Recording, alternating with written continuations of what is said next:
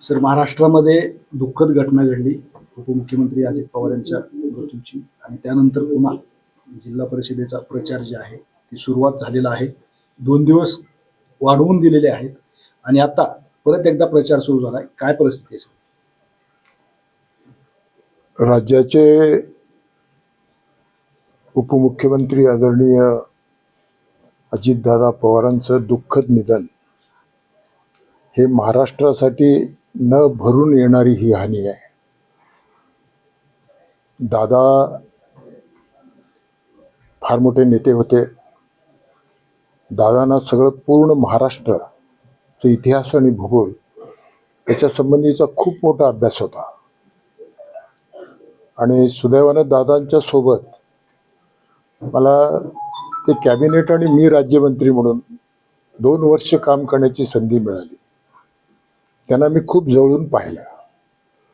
त्यांची कामाबद्दलची आवड, गरीब माणसाबद्दलची आवड, सगळ्या प्रश्नाची जाण, असं एक खूप मोठं चांगलं नेतृत्व आपण गमावले आहोत. त्याचं एक दुःख आम्हा सगळ्यांना आहे आणि याच्यामध्ये संपूर्ण महाराष्ट्राची हानी आहे. आणि म्हणून मी माझ्या वतीनं, या परिसरातील सर्व जनतेच्या वतीनं त्यांना भावपूर्ण श्रद्धांजली या ठिकाणी अर्पण करतो.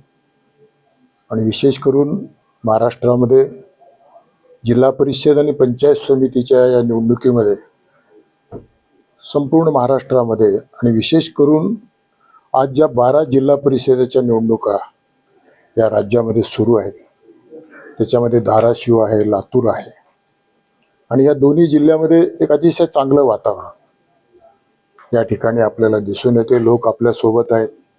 आज भारतीय जनता पक्षाचे आदरणीय मुख्यमंत्री देवेंद्रजी फडणवीस साहेब यांनी जे महाराष्ट्रामध्ये काम केलं, ती विकासाची जी घोडदौड त्यांच्या नेतृत्वाखाली सुरू आहे, त्याच्यामध्ये महायुतीमध्ये उपमुख्यमंत्री म्हणून एकनाथरावजी शिंदे साहेब आहेत, उपमुख्यमंत्री म्हणून अजितदादा होते. या सगळ्यांनी मिळून या महाराष्ट्राला एक विकसित महाराष्ट्र म्हणून महाराष्ट्राला पुढे घेऊन जाण्याचा प्रयत्न या कालावधीमध्ये केलेलं सर्व आपल्याला दिसून येते. आणि मतदारसुद्धा हे सगळं जाणून आहेत. आणि म्हणून येणाऱ्या या निवडणुकीमध्ये या नेतृत्वावर विश्वास ठेवून आणि देशाचे पंतप्रधान आदरणीय नरेंद्र मोदी साहेबांच्या नेतृत्वावर विश्वास ठेवून प्रचंड यश आम्हाला मिळेल याची आम्हाला खात्री आहे.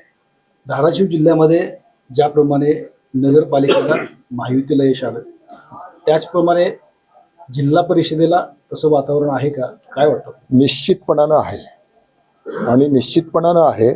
आणि धाराशिवमध्ये सुद्धा आमचे जे काय गट आहेत, या सगळ्या गणामध्ये आम्ही चांगले उमेदवार, म्हणजे याच्यामध्ये मोठ्या प्रमाणामध्ये आम्ही सर्व भागातल्या सर्व जनतेचा विचार घेऊन, सोशल इंजिनिअरिंग करून, इलेक्टिव्ह मेरिट विचारात घेऊन सामान्यातल्या सामान्य कार्यकर्त्याला कशी मदत करता येईल किंवा त्यांना कसं पुढे आणता येईल लोकांच्या सेवेसाठी म्हणून प्रयत्न केले. आणि त्यांना लोक निश्चितपणानं स्वीकारतील असं आम्हाला वाटतं.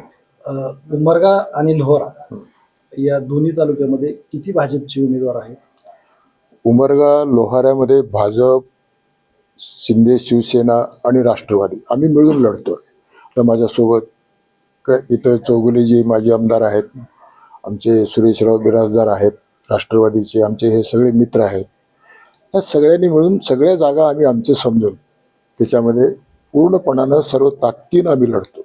आणि मी आपल्याला खात्री देऊ इच्छितो की या दोन्ही तालुक्यातले 13चे 13 जागा महायुतीच्या निवडून येतील.